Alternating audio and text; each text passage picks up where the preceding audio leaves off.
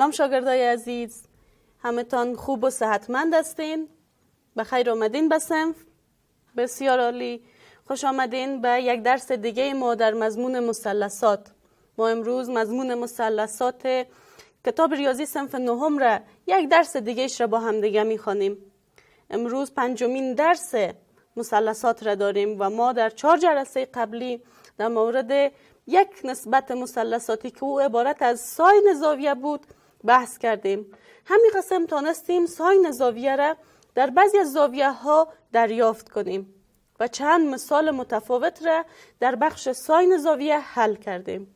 شاگردای بسیار نازنین، امروز دومین نسبت مثلثاتی را با همدیگه می‌آموزیم و امیدوار هستم که درس قبلی را در خانه تکرار کرده باشین. من تمرین صفحه 100 کتابتان را که براتان کارخانگی داده بودم در کتابچه هایتان دیدم.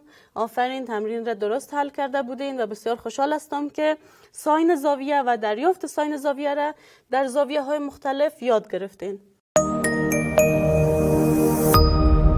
برای حمایت از ما چینل بیگم اکادمی را سابسکرایب کنید و سپس زنگوله را فشار دهید تا به تمام ویدیوهای درسی ما دسترسی داشته باشید و از آنها مستفید شوید.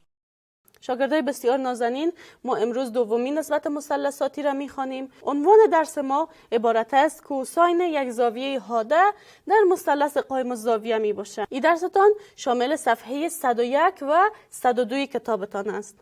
شاگردای بسیار نازنین، کسی میتونه به من ساین زاویه را تعریف کنه؟ مرسل جان بگو ساین زاویه را تعریف کن. ساین زاویه عبارت از ضلع مقابل بر آفرین. وتر است. ساین زاویه عبارت از ضلع مقابل بر وتر هست. چی؟ ساین یک زاویه مساوی به ضلع مقابل بر ساین یک زاویه، مثلا ساین تتا مساوی هست به ضلع مقابل بر وتر. ما امروز کوساین یک زاویه را میخواییم بخوانیم. کوساین یک زاویه در یک مثلث قائم الزاویه عبارت از کوساین زاویه در یک مثلث قائم الزاویه عبارت از ضلع مجاور بر وتر. چی گفتیم؟ گفتیم ضلع مجاور بر وتر. در ساین می گفتیم ضلع مقابل بر وتر. بیاین که ضلع مجاور بر وتر را یا ضلع مجاور را در یک مثلث قائم الزاویه ببینیم که کدام هست. خب بیاین که یک مثلث قائم الزاویه رسم کنیم. به طور مثال یک مثلث قائم الزاویه کاملا کیفی رسم می کنیم.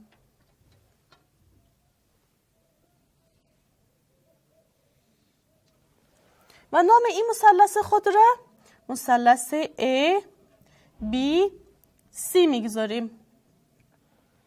و اگر بخوایم ما کوساین زاویه C را دریافت کنیم، قبل از اینکه این را براتون بگویم بیاین که براتون بگویم کوساین یک زاویه چه قسم نمایش داده میشه.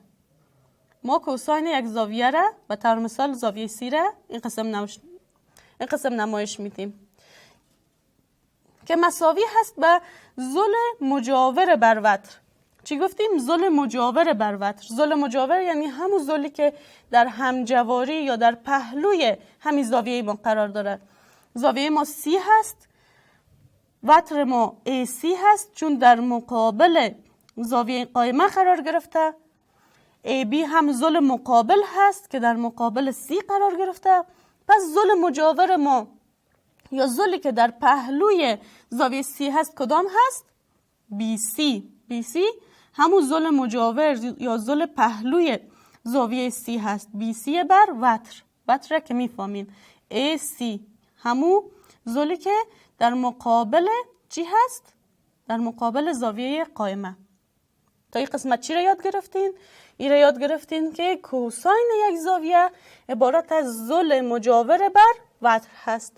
کوساین یک زاویه را قسمی نمایش میدیم و در یک مثلث قائم الزاویه کوساین یک زاویه حاده عبارت از همون ضلع پهلو یا ضلع مجاور این زاویه تقسیم بر وتر همون زاویه می باشه.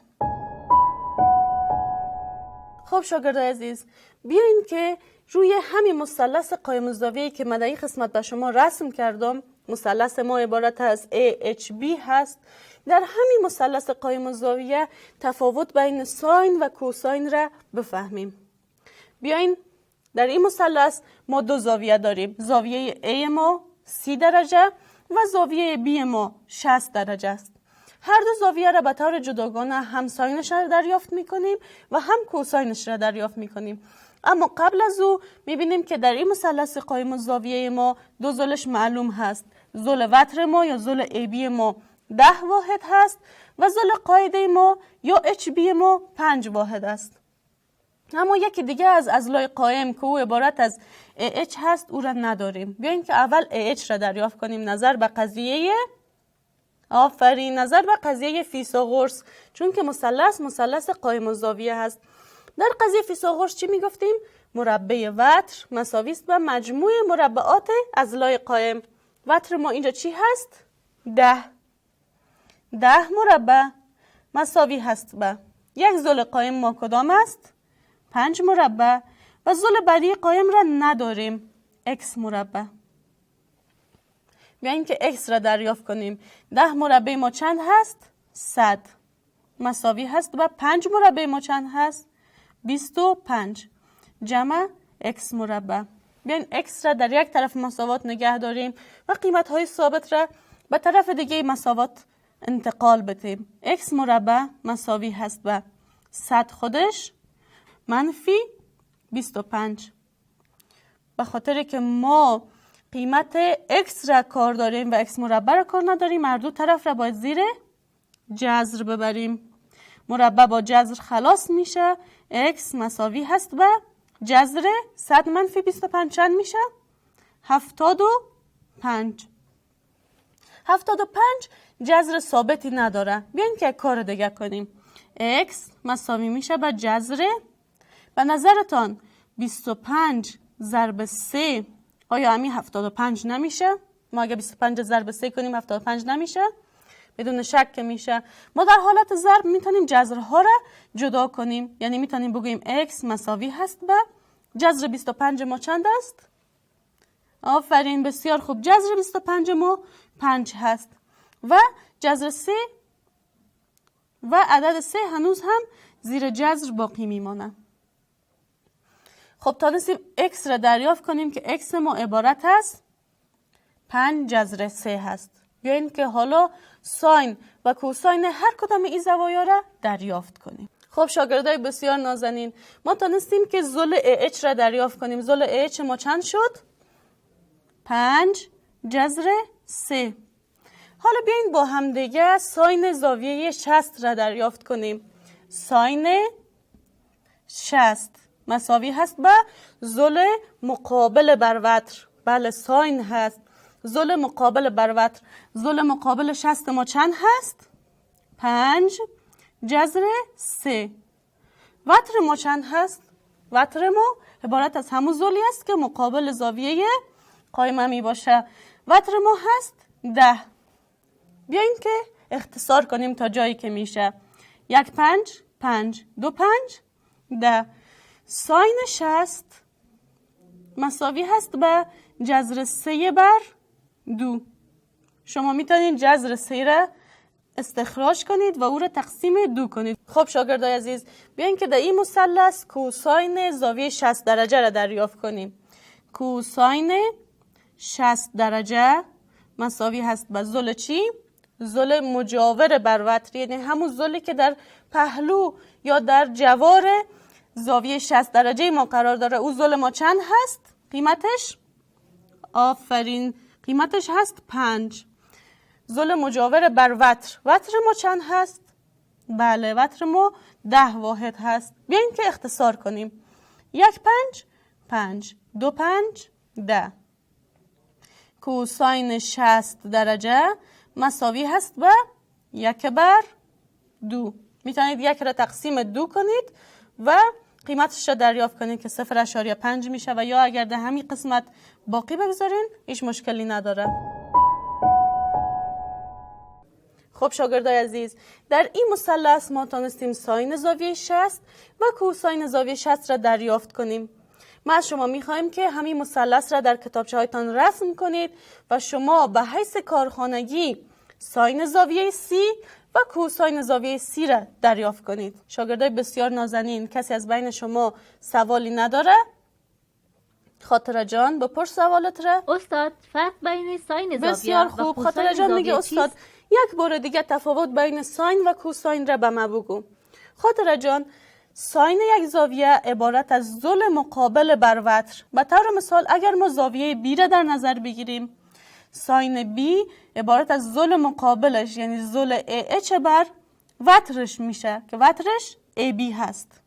و همین قسم اگر باز ما زاویه بی را در نظر بگیریم و بخوایم که کوساینش را دریافت کنیم، کوساین زاویه بی عبارت از ضلع مجاور. مجاور یعنی چی؟ یعنی در پهلویش. ضلع مجاورش که HB هست تقسیم AB. پس تفاوت بین ساین یک زاویه و کوساین یک زاویه ای است که ساین عبارت از ضلع مقابل بر وتر و کوساین عبارت از ضلع مجاور بر وتر می باشه. خب شاگردای عزیز، کسی دیگه ای سوالی نداره؟ نه خیر بسیار عالی. همگی درس امروز را یاد گرفتن؟ بله استاد. بسیار خوب. حالا که درس امروز را یاد گرفتین، میاین که یک کارخانگی دیگه هم به شما بتم.